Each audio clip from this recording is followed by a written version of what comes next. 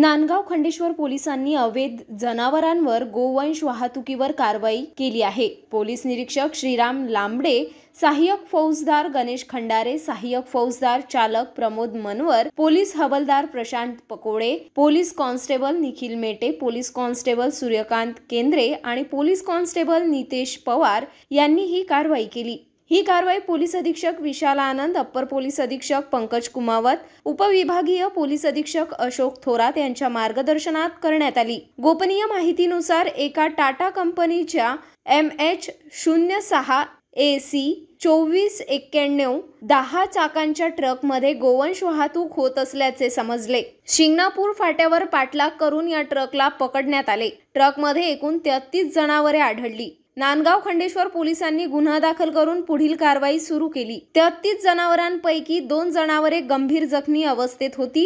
या जखमी जनावरांवर पशुचिकित्सक डॉक्टर डांगे यांनी प्राथमिक उपचार केले। त्यानंतर सर्व 33 जनावरे मिर्झापूर येथील गोरक्षणात संगोपनाकरिता सुपूर्द करण्यात आली।